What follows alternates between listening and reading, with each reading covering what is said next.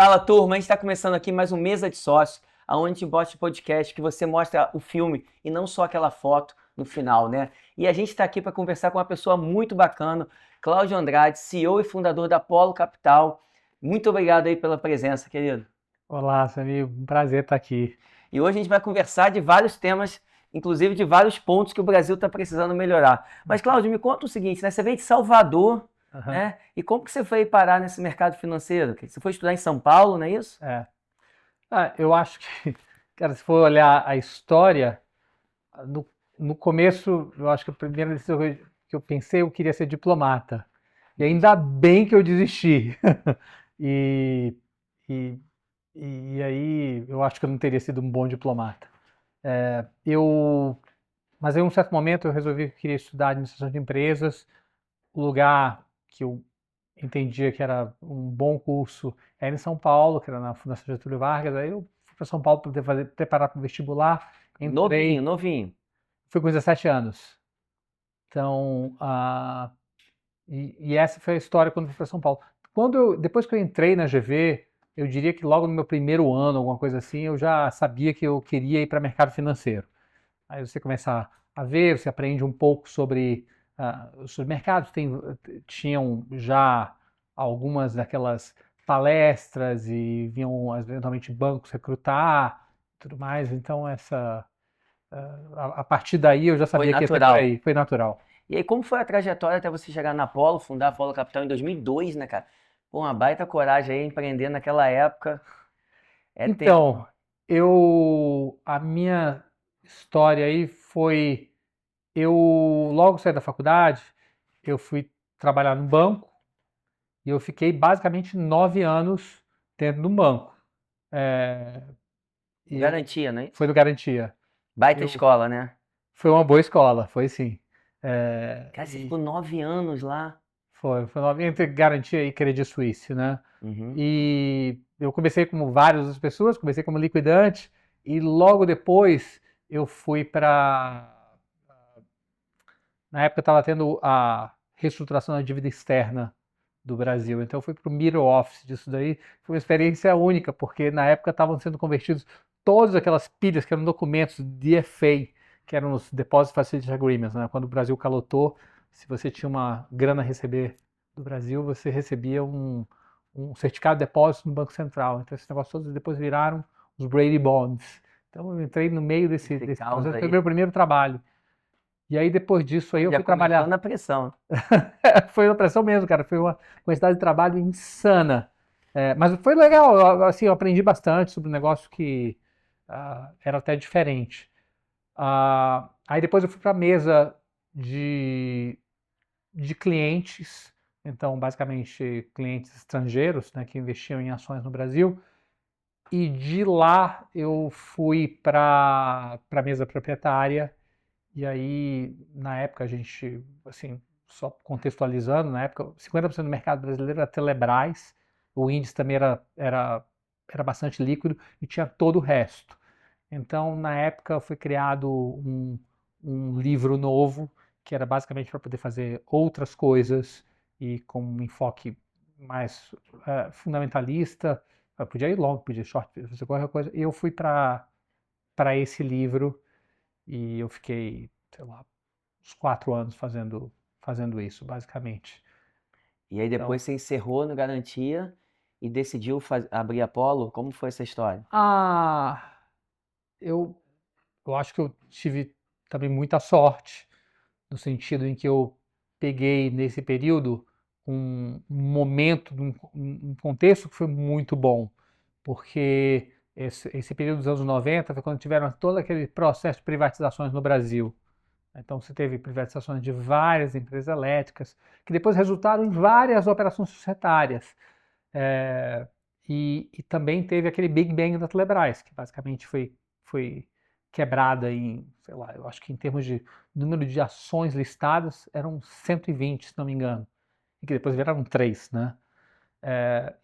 Cara, o gabarito já existia, porque isso tinha acontecido um processo muito semelhante nos Estados Unidos, e depois disso tinha resultado uma consolidação enorme, e tinham consolidações que eram coisas óbvias que iriam acontecer, porque eram basicamente eficiências fiscais muito necessárias.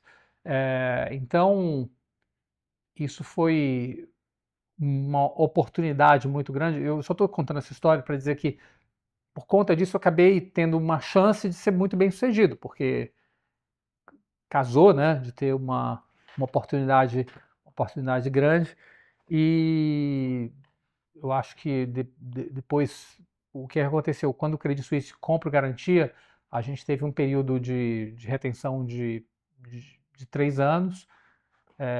Eu, eu tinha ganho algum dinheiro, e aí eu acho que uma coisa que passou muito pela minha cabeça nesse momento foi, cara, se eu quero tentar fazer alguma coisa de empreender e fazer um fundo, é agora. Eu tinha 31 anos, eu não era casado, não tinha filhos. Já estava 9 anos no mesmo lugar, praticamente. Bom, se por acaso der errado, eu sempre posso voltar e, eventualmente, mesmo que não seja aqui, eu vou arranjar uma posição em outro lugar. Então, um pouco da minha cabeça naquele momento é que era um bom momento de tentar empreender. E ao mesmo tempo, eu acho também, depois de algum tempo, você quer fazer as coisas do seu jeito, né? Então, mas foi mais isso, porque de uma forma geral eu acho que era um lugar onde eu tinha muita liberdade, eu gostava muito das pessoas, então. Mas você tinha ali talvez uma vontade de fazer do seu jeito, não tinha outro caminho, né? Exatamente. Para você fazer do seu jeito, você tem que ter a sua casa, né? Que nem residência. E para você que começou há um tempão, né, cara, 2002, o mercado financeiro, a gente não devia ter uma quantidade tão grande de assets, né? Hoje sei lá, 1.000 assets, tem mais gestoras do que ação na bolsa, bem mais, na verdade, né? Aquela época não era tão assim, né? Não. Eu acho que. Tem um outro ponto que eu acho que é interessante, que estava um pouco na minha cabeça naquele momento. Eu olhava muito as ações de bancos, né? E a minha impressão era que o tipo de risco que existia em mesas proprietárias, cara, é incompatível com a forma como os investidores de fora davam capital para os bancos e tudo mais. Tinha muito, muito, muito mais risco do que eu achava que as pessoas de fora tinham um entendimento. Então eu disse, cara, uma coisa que não pode continuar para sempre, eventualmente vai ter que parar alguma hora. Falei, esse negócio provavelmente cabe muito mais numa estrutura fora, como era no começo. Hedge funds já era uma coisa que já existia nos Estados Unidos desde a década de 80, mas nos anos 90 ficaram muito populares, né? E muito grandes também para o contexto daquela ocasião. Então esse negócio estava começando a ter no Brasil. Eu disse, bom, talvez, eu acho que a direção da marcha vai ser essa. Eu claramente estava errado, né? Porque o que aconteceu entre esse momento de 2002 até 2008 foi que, na verdade, as instituições financeiras só incrementaram risco e ganharam muito, mas muito dinheiro, né? Foram, de uma forma geral, eu estou falando no contexto global, né? Até a crise de 2008 foi um período áureo para mesas proprietárias de uma forma geral. Eu acho que uma coisa recorrente que aconteceu comigo é que muitas vezes eu acabei errando o timing para as coisas cedo demais, sabe? Eu acho que tem um momento, isso não é um cumprimento, eu acho que você às vezes pode errar substancialmente dessa forma. Então, você tem razão, eram poucos e a barreira de entrada era muito baixa, porque não tinha um custo regulatório que existe hoje e tudo mais. Mas eu já tinha a percepção que isso uma hora ia mudar, né? Então essa era uma oportunidade. Pô, que legal. E a Apollo, né, ela foi uma gestora que ela sempre foi conhecida um pouco, né, por defender os minoritários, fazer algumas operações que não eram do consenso de todos, assim, né? Você concorda com um pouco com isso, assim? E se sim, teve alguma briga que você, por alguma coisa que você tentou fazer de gestão, assim, que te marcou de ter dado certo ou errado? Olha, vamos lá por partes aqui. Eu acho que a primeira parte sobre o tema de minoritários, eu não acho que a gente sempre colocaram a gente o rótulo de ativista e tudo mais. Eu não acho que a gente jamais foi exatamente ativista, porque O ativista típico, ele está fazendo as suas campanhas numa corporação e ele coloca uma ideia na mesa e se essa ideia tem méritos, ele consegue empurrar a direção da companhia naquela direção, seja através de campanhas de votos, seja conseguindo entrar no conselho e efetivamente interferir e mudar a direção das coisas. No Brasil, nesse momento, a grande maioria, as corporações eram uma coisa muito raras. A grande maioria das empresas tinha um controle definido. Você não conseguia, a menos que você conseguisse convencer alguém que tem um controle, você não vai conseguir na briga. A nossa atuação naquele momento era diferente. Como eu te disse, foi um momento que teve uma fusão enorme de empresas, muito como consequência da privatização. Eram empresas que não estavam dentro do ambiente do novo mercado, que tinham dirimido algumas das questões societárias. Então, boa parte das nossas disputas naquela ocasião tinham a ver com direitos e interpretações de que a gente tinha certos direitos sobre a forma como eram feitas as transações eu diria que a gente era muito mais defensivista do que ativista. Entendi. Então a gente estava em briga e eu vivia, na verdade, foi um momento em que, de certa forma, eu era quase um advogado, porque eu conhecia muitos artigos da lei das SAs, cara, de cabeça. Então, a gente gastou bastante energia nisso, mas imagina, nesse período aí, entre final dos anos 90 até, sei lá, final talvez da década de 2000 e início dos anos 2000, a gente vai ter uma quantidade de transações societárias dessas companhias até elas se reconfigurarem no Brasil, que é enorme, né? Que eu acho que foi muito uma consequência das privatizações que ocorreram na década de 90. E também teve um outro fator de que quando a gente tem esse período em que tem esse boom do Brasil, boom de commodities e tudo mais, começa a entrar muito capital estrangeiro e acaba também gerando uma atividade muito grande de M&A, que acaba gerando essas situações onde a gente teve, que a gente às vezes precisou se defender. Entendi. Então eu acho que é o primeiro ponto que você perguntou sobre a nossa posição. A segunda coisa que você perguntou foi sobre teve alguma situação que a gente... Alguma situação assim, um pouquinho mais complexa, que você teve que se defender, ou que isso causou algum risco de reputação, ou que você estava... se isso te incomodou de alguma forma, teve alguma coisa que você lembra? Teve, eu acho que a gente basicamente se envolveu e discutiu em muitas operações. Então, como eu te disse, cara, a gente recebeu um presente, que foi esse negócio de você olhar e dizer, cara, o desenho final, o gabarito tá aqui.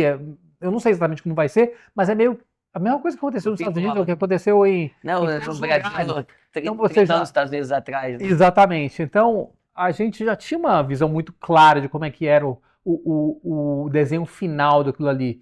Você não sabia como é que ia ser a trajetória, E ao longo desse processo, foram vários, mas teve uma operação específica que eu acho que foi uma das mais complexas, quando teve a junção da Oi com a Brasil Telecom. Foi um negócio que levou bastante tempo e que teve muita disputa, e a gente se envolveu muito nisso, né, nessa transação. Cara, olhando em retrospecto, foi uma das transações onde eu gastei muito tempo. E olhando depois, pensando sobre esse negócio, eu não acho que o maior problema que causou foi exatamente pelo resultado que aconteceu lá. Foi muito mais o que isso drenou de atenção em relação a outras coisas que estavam acontecendo no portfólio, que eram muito relevantes também, sabe? Então, eu acho que às vezes a gente precisa até alargar um pouco nossa visão para pensar se essa é a minha melhor alocação de tempo. Então, quando eu tento rememorar, eu acho que isso... eu acho que quando a gente no meu trabalho, eu acho que um dos maiores desafios é que a gente tem muita informação, a gente tem muitas possibilidades do que fazer, de onde colocar. Então, essa gestão de agenda, gestão do tempo, eu acho que é uma das coisas mais complexos e o que mais fazem você dar certo ou dar errado. E a Apollo hoje é uma gestora super respeitada, está com 5 bilhões, tem 50 funcionários, não é isso? Uhum. Que é o próximo plano, assim? Vocês querem aumentar o leque de produtos ou vocês só querem aumentar o capital dentro da gestora, mas continuando com o mesmo produto? Que é o próximo passo da Apollo? Olha, eu acho que a gente sempre partiu das coisas que a gente sabe fazer e tenta desenvolver a partir daí.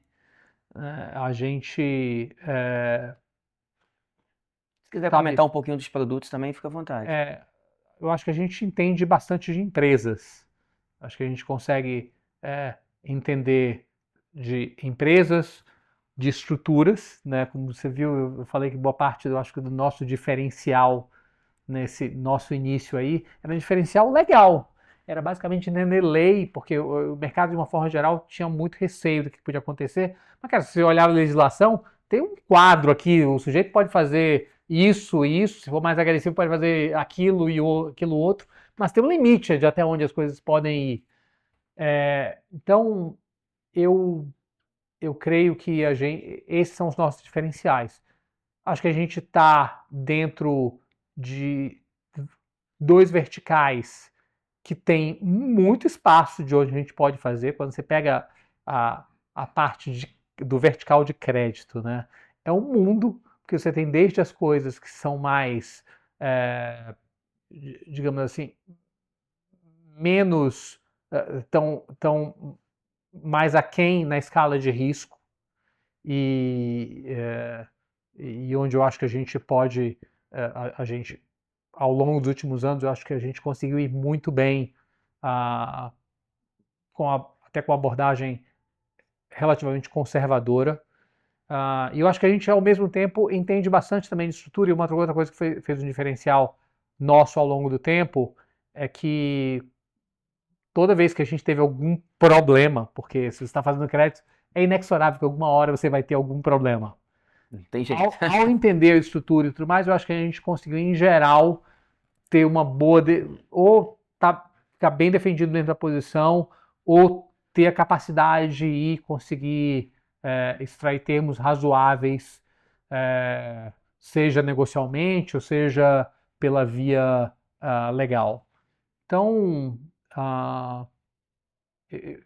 eu acho que nesse mundo de crédito, que é um negócio que é um vertical, cresceu muito, eu acho que a gente ainda tem muita oportunidade. E ao mesmo tempo a gente tem os outros produtos todos na parte de o que a gente chama de event-driven, né? Que são muitas vezes são os fundos de ações, e ali também a gente teve eu acho que a gente faz isso aí há 23 anos. E acho que a gente tem um track record bastante decente.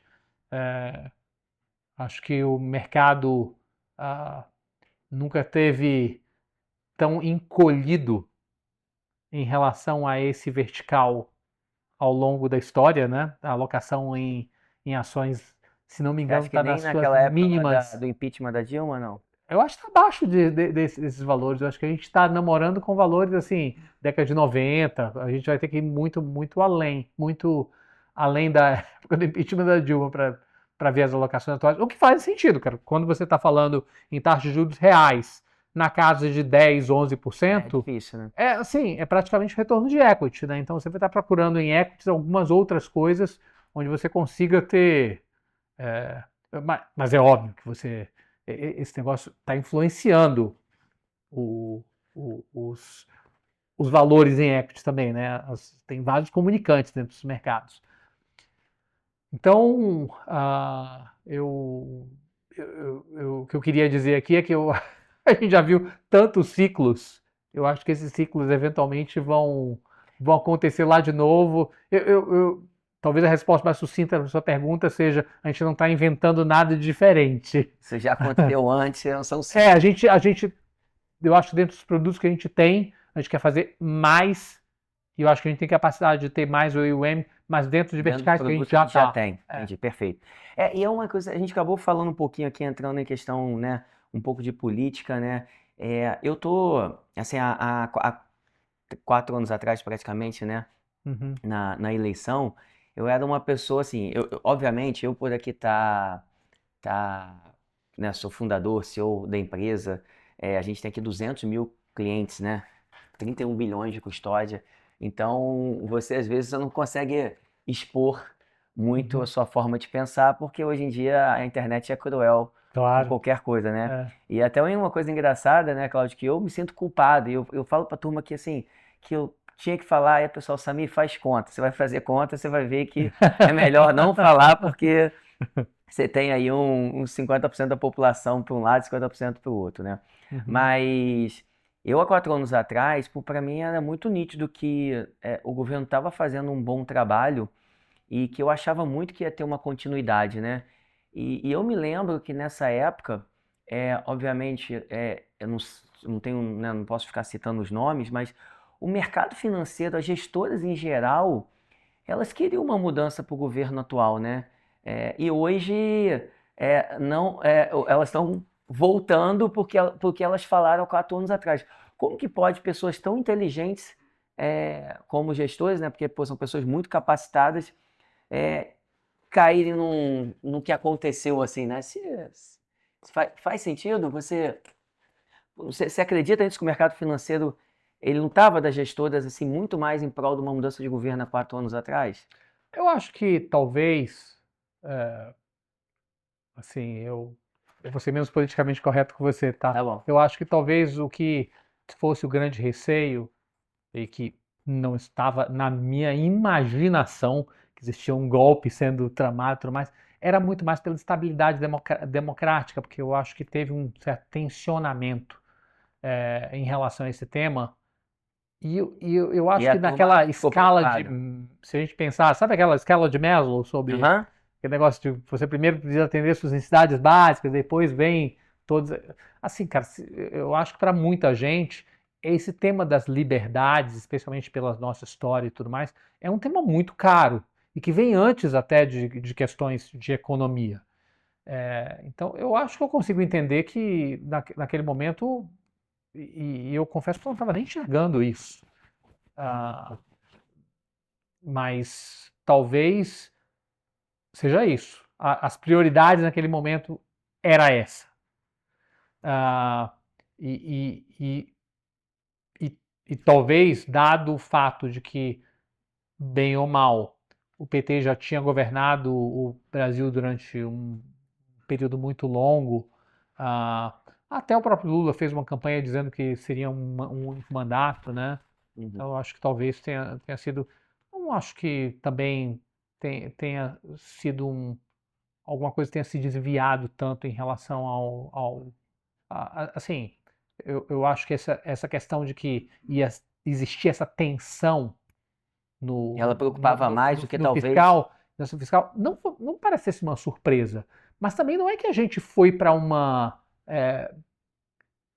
O que aconteceu ao longo desses anos é que esse tema do fiscal, que eu não acho que é o maior problema do Brasil, ele esteve sempre estressado, mas ele nunca saiu fora de controle. Você tira todas as questões do que a gente pode chamar de maquiagem e tudo mais, a gente tem um déficit primário de tipo 0,5%. O que é muito triste é que houve um crescimento enorme do país nesse meio tempo, houve um aumento grande de carga tributária e ainda assim não chegou, mas o déficit como em si, ele não foi para níveis explosivos. Você vê boa parte dos países envolvidos, ou não precisa ir longe, é só ir na Colômbia, ah, por exemplo, ou olhar o que aconteceu no México no último ano do ANLO, e você vai ver déficits primários em Piores. magnitude muito maior. O maior problema do Brasil em termos de déficit é o déficit nominal, mas o déficit nominal ele é totalmente juros. Ou seja, em A teoria, gente pagando uma fortuna dessa não tem como é fugir, né? mais fácil de você resolver o déficit, o problema fiscal e o déficit no Brasil, do que resolver, por exemplo, de outros países, como a França, por exemplo, onde você tem uma fratura social muito grande. Porque, cara, praticamente você teve uma queda de governo por conta de uma tentativa de mudança de ajuste de 0,5%, sendo que você já tem praticamente um déficit primário de tipo 4%. Para resolver meio, caiu o governo. Ou seja, eu acho que aqui você está falando de dificuldades de conseguir fazer mudanças no tecido social que são muito mais relevantes. Agora, eu acho que a pena aqui é muito mais pela oportunidade perdida, assim, do que propriamente o fato de que a gente tenha ido para patamares. E às vezes você vê, esse negócio do déficit nominal e desse juro real muito alto, ele acaba piorando, né? Porque às vezes o discurso, como ele fica muito tensionado, você gera muita tensão do outro lado e gera tensão dos mercados também. Isso acaba levando a prêmios muito mais altos, que são desnecessários, mas são compreensíveis quando você olha pela ótica do tanto tensionamento de discurso que existe. Mas também, assim, obviamente, eu não concordo contigo na sua parte fiscal, mas é muito difícil para um país, né, com nível de taxa de juros do jeito que está, a gente ter muita coisa boa, né? Se você olhar, pô, 80% da população está endividada, o número de empresas fechando em recuperação judicial é enorme. Eu que estou na ponta ali, eu sinto muito que o dinheiro secou, as pessoas elas não estão tendo dinheiro para gastar, elas estão gastando muito menos, elas estão contratando menos serviço, sabe? Hoje eu sinto muito assim, me lembra muito a época do impeachment da Dilma, sabe? Sei. Taxa de juros alta, tudo difícil. A gente aqui tá ralando pra caramba Tudo bem que nosso mercado é um pouquinho mais fácil de crescer, porque os bancos ainda dominam muito, né? E eles não dão aquele atendimento que um assessor de investimento dá ali, de atender o cara 24 horas, sábado, domingo, né? Mas sei lá, eu vejo do dia a dia assim, é uma reclamação muito grande. É quando a gente acha, beleza, parou, não vai ter mais nada. Aí vem a escala 6x1 aí, que você pega, o argumento lá não, porque as grandes empresas usam escala 6x1. Quando você vai ver, 1/3 da turma que usa a escala 6x1 é barzinho, é garçom, é restaurante, que esse cara vai estar ferrado. Ou ele vai parar de contratar o cara CLT e vai tomar o risco de PJ ali, ou se bobear, ele vai até pensar em fechar um dia, entendeu? Então, cara, eu sinto que tá tendo, não tem um limite para as coisas ruins. Eu não vejo assim tanta coisa boa sendo feita, entendeu? Olha, assim, Mas eu só concordo, eu concordo totalmente com você. Eu acho que eu não sou, eu acho que existem vários problemas no Brasil, não só oportunidades perdidas, como políticas errôneas. Isso que eu te falei, por exemplo, sobre o discurso, o tensionamento e algumas opções. Eu acho que essa discussão sobre horas trabalhadas, cara, quando você vê o que está acontecendo na Ásia, é o oposto, né? Eu acho que enquanto a gente está falando em diminuir o número de horas, os caras lá trabalham uma quantidade. Assim, é difícil a gente casar. No final das contas, o produto ele é uma junção de 3 coisas, né? Gente, que tem a ver com demografia versus número de horas trabalhadas, o tanto de capital que você tem e a produtividade, o que os economistas chamam de TFP, né? E aqui basicamente o quanto de habilidades, isso normalmente está vinculado com a educação, que é o quanto você consegue usar maquinários e processos com a habilidade da tua mão de obra para poder produzir mais com os insumos que existem. Quando você está diminuindo essa parte aqui e você tem um juro nesse patamar onde as pessoas não investem porque é muito caro você colocar mais capital, cara, como é que você... É óbvio que a produção total ela vai cair, né? Então, a gente está colocando... eu entendo que uma transição adequada, eu não sou contra, eu acho que, inclusive, à medida que a sociedade evolui, se a gente for bem sucedido em conseguir ter tantos robôs assim, as pessoas vão trabalhar muito menos, eventualmente. Eu acho que o desafio aqui é como é que a gente faz para poder casar isso aqui com ganho de produtividade. Mas para poder trazer ganho de produtividade, você tem que fazer 2 coisas. Primeiro, tem que associar mais capital e trazer o ganho nas habilidades das pessoas poderem fazer mais. Mas se você não tiver mais equipamentos, mais capital, é difícil as pessoas conseguirem adicionar as suas habilidades para poder aumentar a produção. Não sei se ficou claro. Sim, ficou claro isso. Né? Então, eu creio que a gente precisa fazer essa queda andar junto com o crescimento da produtividade. Por isso que e até não querendo ser, assim, acho que a gente só tem que pensar nas coisas. Eu acho que isso foi uma iniciativa ruim do ponto de vista de política, né? Eu acho que a gente tem várias outras coisas do ponto de vista de política que foram ruins. Eu acho que esse crescimento, eu não acho que esse é o maior problema, mas o crescimento de gastos, eles foram para lugares subótimos. Foi muito gasto de BPC, em coisas onde você não está gerando mais riqueza para a sociedade. É porque, como você falou, tudo acaba se comunicando, Agora, né? agora tem coisas boas acontecendo no Brasil também, né? Eu acho que essa reforma tributária que foi aprovada, ela é transformacional, ela é uma coisa muito importante e acho que essa reforma ela é muito melhor do que a reforma que estava em discussão no governo passado, porque basicamente, só recapitulando, né, o Paulo Guedes queria fazer um imposto novo que ele basicamente ia consolidar os impostos federais, deixando para acoplar depois os estaduais e municipais. Cara, o grande problema do ponto de vista de cumprimento de regras e tudo mais, da barafunda fiscal do Brasil, do ponto de vista de impostos, são os estaduais. Eles que geram incentivos terríveis, eles que geram essa questão de produzirem, passear em Goiás e voltarem. Assim. Aí a complexidade um pouco, né? Você pensou em Se empreendedor. você não resolvesse ele tem que isso. pagar um imposto municipal de um boleto, o estadual do outro, o federal do outro. Cara, por que não paga um e o Estado faz o Mas trabalho? isso vai ser resolvido agora, né? Então, e acabando com esses incentivos perversos que existem, que basicamente hoje o Estado consegue aumentar a produção no seu local, tirando dinheiro de outro, né? Então é um incentivo muito ruim. É um monte, não você pensando ali em como você produzir mais. E como você agrega efetivamente benefícios, né? Como você compete oferecendo benefícios tangíveis e reais aos empreendedores. Então, a minha impressão é que a gente nem precisa elucubrar muito.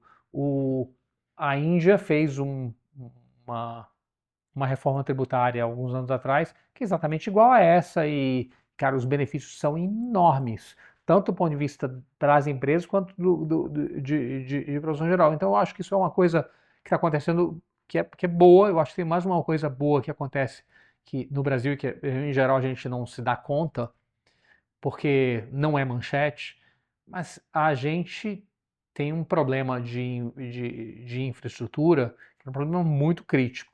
Se você voltar a 25 anos atrás, o Brasil tinha os piores portos do mundo. Santos era o lugar com a taxa de movimentação de container mais cara do planeta.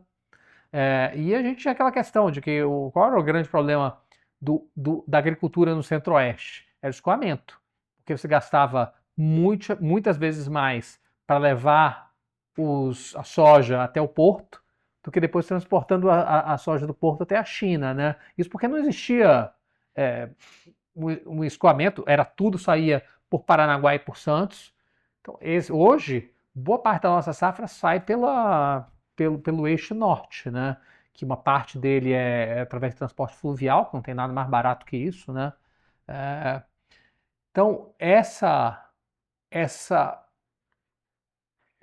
tema de concessões e o fato de terem tido mais de 20 anos de estabilidade em contratos, e esse negócio não roda na Selic, roda em taxas de prazo mais longo, né, que são altas também, mas a inflação mas elas têm muito menos volatilidade que a Selic.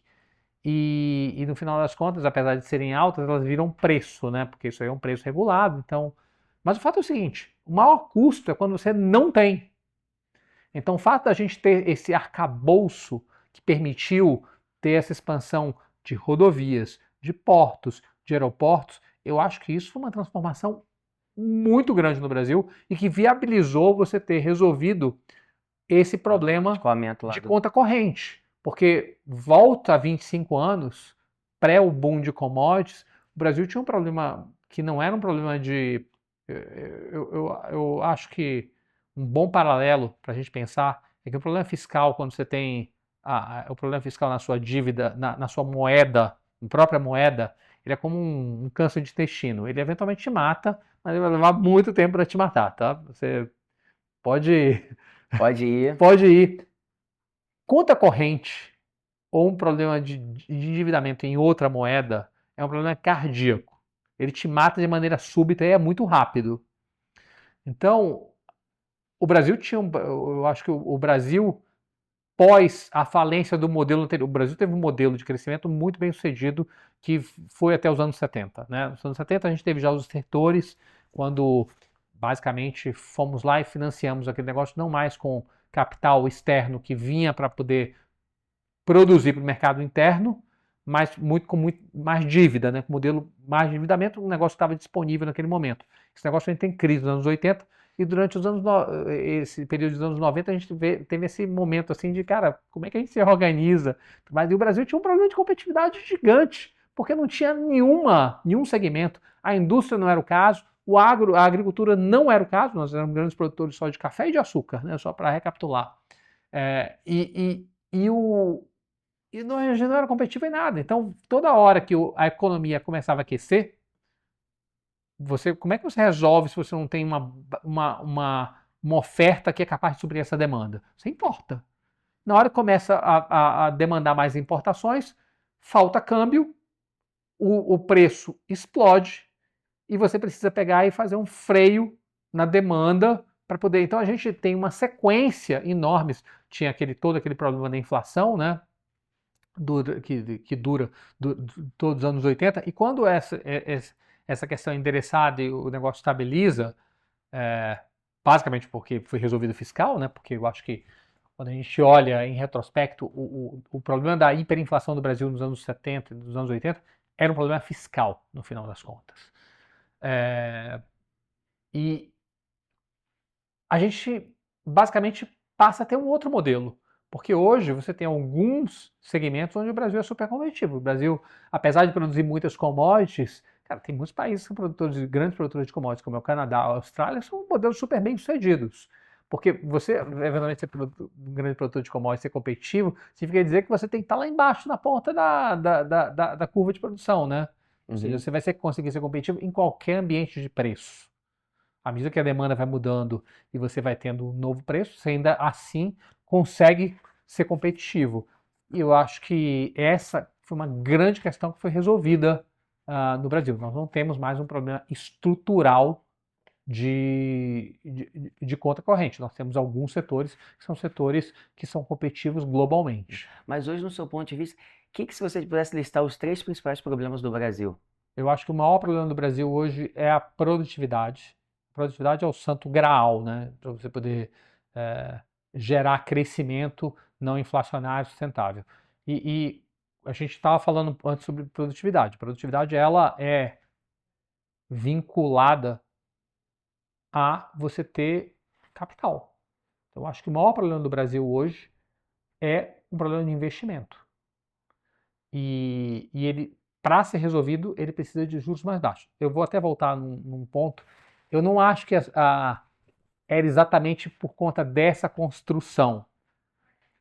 Mas no governo Dilma, eu acho que o nosso governo esteve mais próximo de ter um bom diagnóstico do problema, e é muito mais porque eu acho que o que estava sendo feito ali naquele momento, tanto pelo Luciano Coutinho no BNDES, e eu acho que talvez, não sei que extensão a própria Dilma, era muito emular o modelo coreano, né? Sim, eles estudaram, foram lá e eu acho que era muito do que queria se copiar. Porque teve várias das coisas que a gente teve na nova matriz econômica, houveram na Coreia, só que com outro twist, né? Agora, o problema é o seguinte, quando você tem uma taxa de juros muito alta e você resolve fazer crédito incentivado para certos setores, cara, em geral, numa sociedade aberta, onde você tem numa conjuntura como a brasileira, onde você não é como na China, onde você direciona as coisas e tem que ser aqui, as pessoas vão achar formas. É que nem água num lugar onde tem infiltração, sabe? Você não sabe de onde vem a infiltração. A água aparece, ela acha o caminho. E assim, se você cria dinheiro muito barato para algumas coisas, o dinheiro não necessariamente vai parar lá. O dinheiro vai, as pessoas vão achar um jeito de usar aquele dinheiro para eventualmente fazer uma arbitragem. E foi isso que aconteceu. Todo o dinheiro, aquele quantidade enorme de dinheiro, foi um percentual do PIB, foi distribuído pelo BNDES nesse momento, eu acho que chegou a tipo 6, 7% do PIB. Ele foi usado para outras coisas, foi usado para arbitragem, foi usado para fazer qualquer outra coisa, mas não para investimento, que é óbvio. O que baliza são as taxas de mercado. O que a gente viveu quando você teve as taxas aqui normalizadas naquele período entre 17 até a pandemia, até 2020, foi exatamente o oposto. Eu acho que é aquilo ali que a gente deveria estar mirando. E me parece que o que ocorre, o maior problema do Brasil, eu entendo que é o subinvestimento.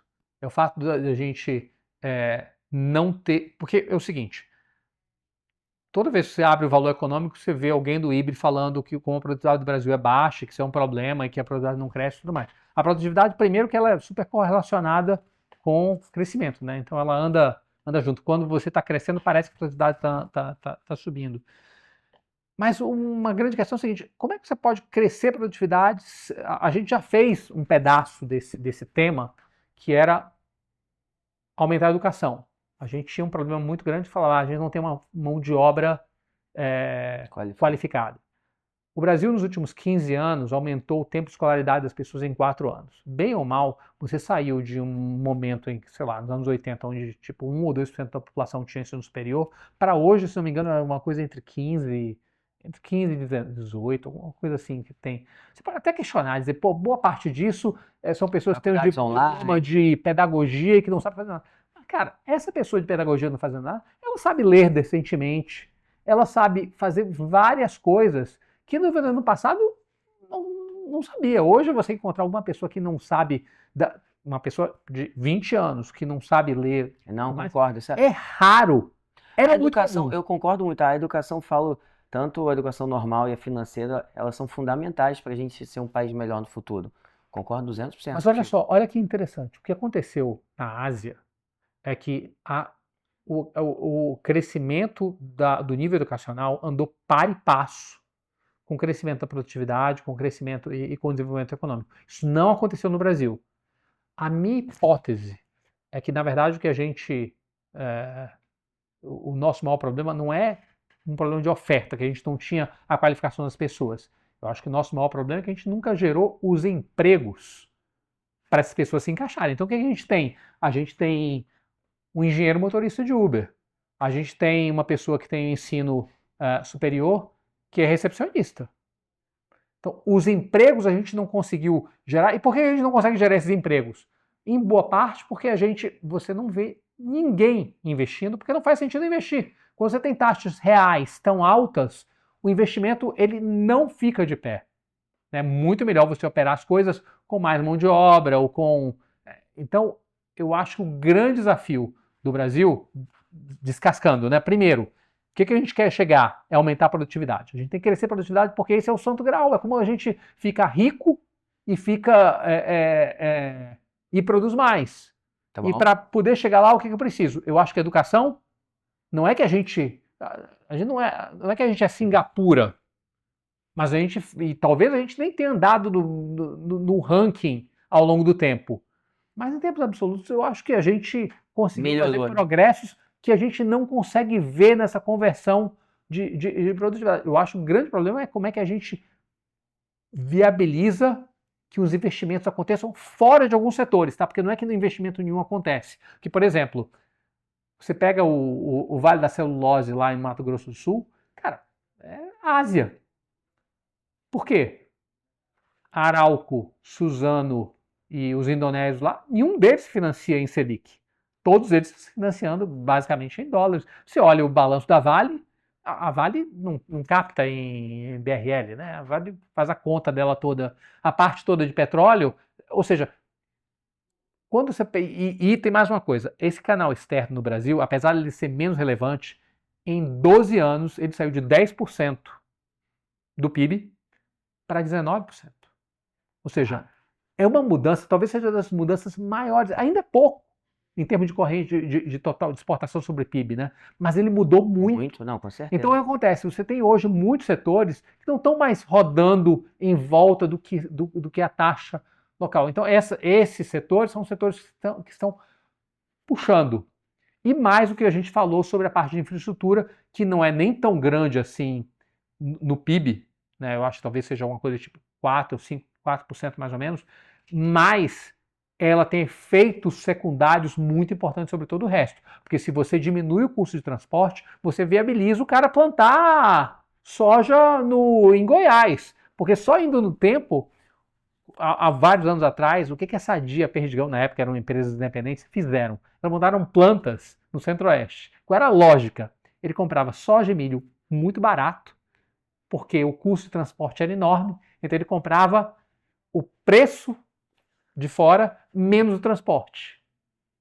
E depois ele transportava frango, que já tem um valor agregado muito maior, então você gasta menos no transporte em cima do que você está transportando. Então é uma lógica genial. Você vê, isso hoje já não é mais matador, porque o preço do transporte em termos reais caiu muito. Então essa parte toda de infra, ela faz uma diferença muito grande. Foi uma boa parte da receita da Ásia foi investimento em infra, né? Você chega hoje na China, Como que você resolve, concordo, né, para a gente aumentar a produtividade, educação, infraestrutura, mas como que você resolve investimento em infraestrutura com essa taxa de juros tão alta do jeito que Mas tá? é o que a gente estava falando. Eu não acho que a gente hoje tem um gargalo em investimento em infraestrutura. Eu acho que porque como a infraestrutura ela roda com tarifas pré-definidas e a gente, ainda bem, né, teve essa herança de ter esse arcabouço que funcionou durante tanto tempo, você tem uma longa lista de gente e de capital no mundo que compra projetos de infraestrutura. Então você vê, os portos aqui, a gente teve um período agora em que teve muita mudança de mão de portos aqui no Brasil e estão saindo por preços magnânimos. Então tem toda essa parte de estradas, olha o tanto de leilão que a gente está tendo. A gente está tendo até ferrovia, cara, que é a coisa mais cara que tem. Então, assim, eu acho que a parte de infraestrutura poderia ser melhor, mas ela está acontecendo. Tá andando bem, não? Entendi. Talvez algumas coisas, por exemplo, acho que a Argentina vai estar produzindo gás muito, muito barato, né? Acho que talvez essa conectividade com a malha do Brasil talvez seja uma coisa que possa ser fenomenal se isso viabilizar trazer gás para o Brasil aos preços o preço do poço lá, que é tipo menos de $3, mais o transporte.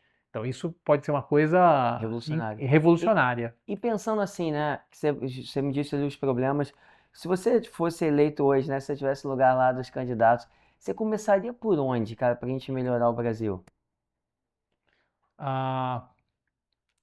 Eu já te falei, eu acho que a primeira coisa que eu acho que é importante fazer é aumentar a taxa de investimento. Então, o lugar por onde eu começaria era quais são as iniciativas que eu posso fazer para poder reduzir esse efeito da política monetária. Eu acho que não é que... eu acho que a gente está vivendo aquela situação onde tem um apontando o dedo para o outro, né? Então, e não mostrando o que quer fazer, né? O Copom dizendo muito, não, mas aí tem um fiscal, não sei o quê. Eu acho que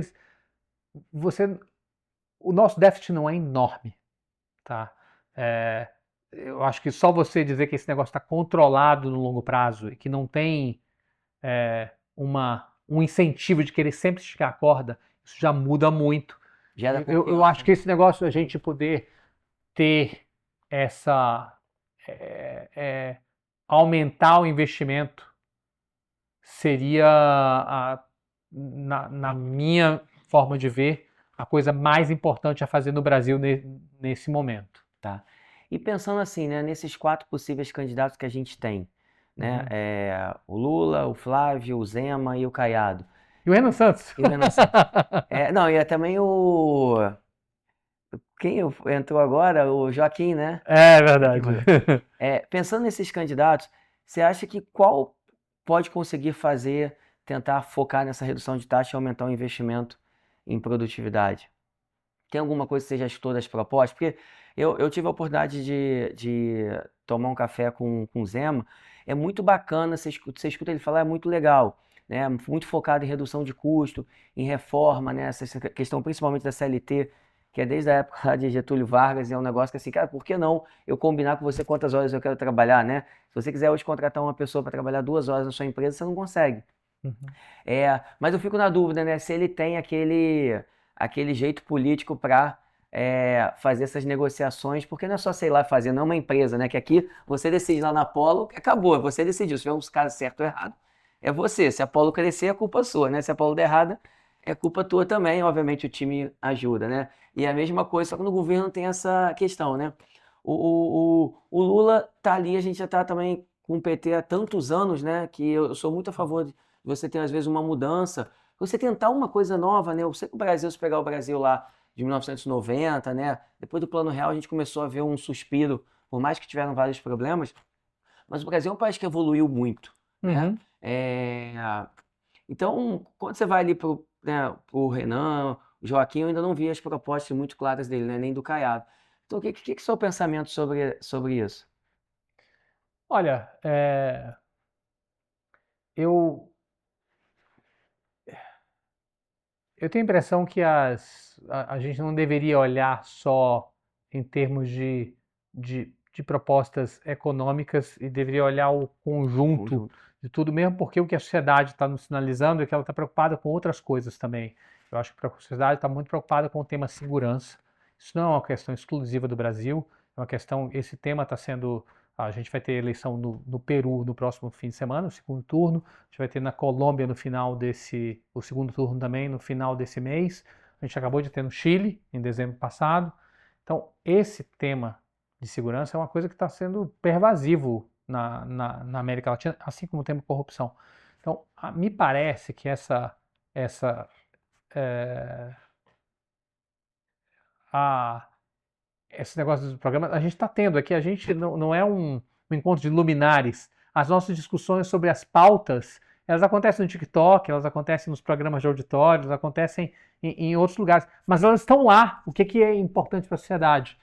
E talvez esse tema do trabalho até tenha entrado no hall, não sei, eu acho que talvez tenha sido uma coisa meio oportunista, mas ah, ah, do ponto de vista de propostas, eu acho que a grande diferença é sobre os modelos mais liberais, que basicamente falam em você diminuir tamanho de Estado e, e, e, e dar mais espaço para os indivíduos e tentar tributar menos, e os modelos de taxar e gastar e deixar o Estado sendo mais intermediador, que é o modelo que eu acho que a esquerda, ao longo do tempo, sempre foi mais próxima, né? Que se identificou mais com isso aí, e eu acho que é o que o Lula tentou fazer, né? Eu acho que esse tema de aumentar o bem-estar das pessoas e querer se preocupar com a questão da renda, eu não acho que é um tema exclusivo, que é uma pauta só da esquerda. Eu acho que é uma pauta de todos nós. Eu acho que todo mundo deveria ficar preocupado com o que vai acontecer com os empregos e com a concentração de renda advinda, por exemplo, da inteligência artificial. Para onde a sociedade está caminhando? Eu acho que a gente tem potencialmente um mundo que pode ser muito concentrador e pode ter consequências muito severas conseguindo para nem o tecido pensar ainda. social no mundo todo. Então, acho que essas questões são relevantes. Agora, eu acho que esse modelo do Estado ser o intermediador, de taxar e redistribuir e ficar no meio do caminho, ele pode ser uma coisa muito problemática, né? Você vê a Eletrobras tendo ficado privada, teve uma série de benefícios advindos disso, né? Diminuiu a quantidade de funcionários drasticamente, de gente que provavelmente era muito improdutiva. Então, e criou-se muito menos espaço para corrupção. porque no final das contas eu acho até isso é uma coisa benéfica, porque o fato do Brasil ter esse modelo do dinheiro ser distribuído através de todos os programas sociais diretamente na conta das pessoas é um modelo muito mais eficiente do que no passado você tinha quando o dinheiro ia para as prefeituras ou ia para intermediários que pegavam e faziam o repasse desse dinheiro. Você acabava gerando muito mais corrupção do que você pegar e distribuir o dinheiro e ele ir diretamente como uma grana para conta da pessoa, né? Aí você está criando mais um gargalo aí, mais uma chance de corrupção, né? Então, enfim, eu só vou tentar resumir. Eu acho que a grande questão que a gente tem é o quanto que é necessário de intermediação de Estado, que ele taxa mais e que ele tem mais intervenção, que ele regula mais, e quanto mais você tem de um Estado menor, que interfere menos, que dá mais liberdade, eu acho que a gente está buscando equilíbrio entre esses dois universos. Eu não consigo ver uma grande diferença entre as propostas Os candidatos. dos candidatos de direita em relação a esses temas do que eu falei, do que eu julgo do ponto de vista econômico é o mais importante. Mas como eu comecei, inclusive, falando, eu não acho que o prisma seja unicamente o tema econômico. É fogo, né? A política ela tem uma coisa ruim, no bom sentido, é que os candidatos, como você falou, né? Qual é o tema que está mais na cabeça do povo hoje? Segurança e corrupção. Então acaba que a turma quer ficar falando só disso, né? E não Mas de é importante, porque eu acho que pra ganhar as pessoas voto as também, pessoas né? estão falando o que Dá um desincomoda. Então eu acho que a gente precisa escutar, né? Porque, inclusive, o tema segurança ele tem consequências econômicas também. Então, me Não, e parece. corrupção também. Corrupção também. Não, Me pô, parece que não são temas que, a economia, eu acho que é um conjunto. E se a população está apontando o dedo para esses temas como os temas que mais doem, é, é relevante.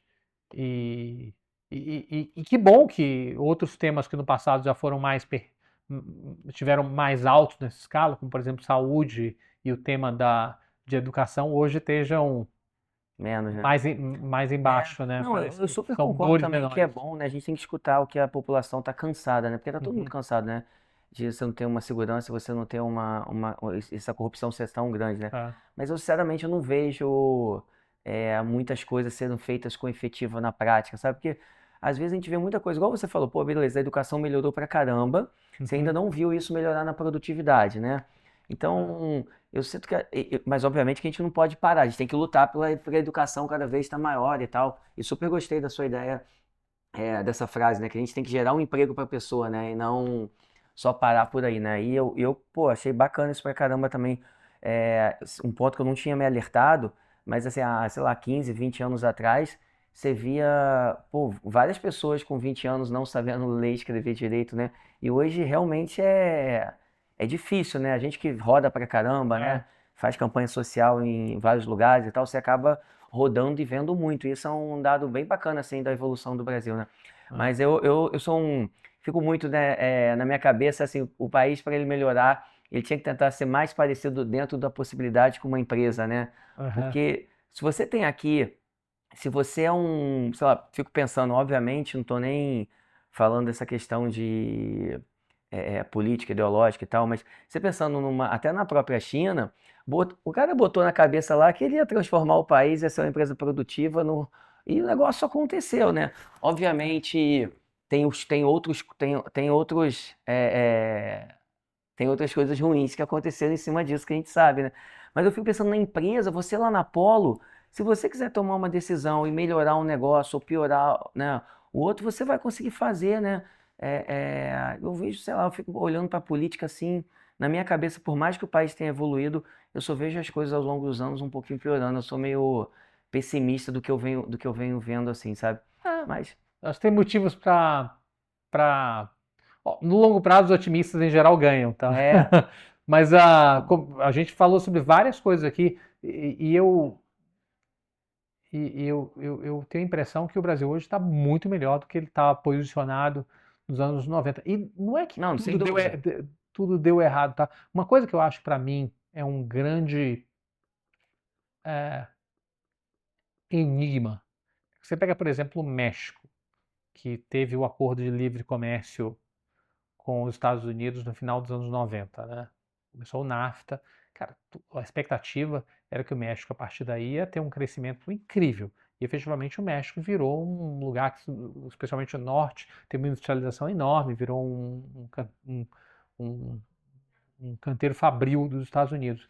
Mas, cara, você olha o crescimento agregado do México, foi pior que o do Brasil ao longo desses quase 30 anos de mercado comum. É uma coisa surpreendente.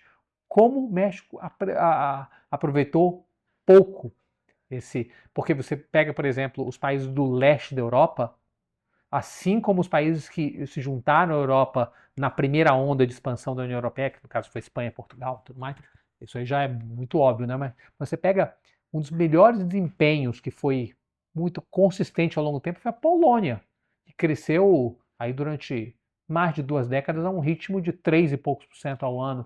Essa consistência é uma coisa muito importante, né? Não sei, bacana, faz sentido. Depois no final, eu não posso falar meio online, a gente tem uma operação lá no México, depois eu te conto 2 pontos que podem ajudar a entender, né? A entender um pouco, a gente acaba vivendo na prática. Acho que o México tem uma informalidade que é um problema muito grande, eu acho que esse é uma das grandes questões. E pra gente encerrar aqui, cara, queria muito te agradecer, falando agora um pouquinho da Polo, né? Só pra gente deixar essa última mensagem. Conta um pouquinho quais plataformas ela tá, quais os nomes dos principais produtos para o nosso público. Esse vídeo aqui, esse podcast vai para mais de 200 mil clientes nossos. Então conta um pouquinho aí para a gente encerrar, depois de uma aula dessa sobre o Brasil que a gente teve. Muito obrigado aí pelo seu investimento, um tempo com a gente. É a nossa ideia de levar mais informação, alertar as pessoas, que todo mundo participe mais do mercado, né, da política, da economia, dos investimentos, porque afinal, né, a gente tendo educação financeira, isso pode ajudar o Brasil a ser um país melhor, né? Claro. Olha, como eu tinha dito antes, nós temos 2 grandes verticais, né? Um que são fundos de ações, e aí o fundo que está nas plataformas se chama Polo Norte, que tem um histórico aí de mais de 20 anos. XP, Safra, todas, exatamente. Itaú também. Todas as plataformas. E os fundos de crédito, que aí, em geral, é um fundo dentro de cada uma da plataforma. Então, a gente tem o maior deles é o PCC, né, que é o Polo Crédito Corporativo, que está aqui na XP. Né, é um fundo que já tem um histórico aí também de bastante tempo. E a gente fez uma série de outros produtos aí também, que são produtos até por conta da isenção tributária, né? Então a gente fez um fundo de infra agora, que tem um na plataforma da XP, tem outro na plataforma da BTG, e temos um FII que é listado em bolsa também, que já tem mais de uma década rodando, com resultados bastante consistentes. Eu acho que esses são os principais produtos. Pô, muito legal. Cara, a gente conversou aqui com o Cláudio, CEO e fundador da Polo, pô, gestor com 5 bilhões de reais, nasceu em 2002, né, mó tempão. Isso aqui é com certeza sinal de muita solidez, credibilidade. Você está num mercado desse com vários ciclos, né, pegou a crise lá de 2007, 2008, pegou impeachment. Brasil em 14. Brasil em 14, pegou pandemia e tá aí firme e forte. Pô, muito bacana, muito obrigado aí. Gente, até a próxima semana, espero que vocês tenham gostado. Mais um Papo com Sócio, onde a gente mostra todo o filme, não só a foto final. Um abraço.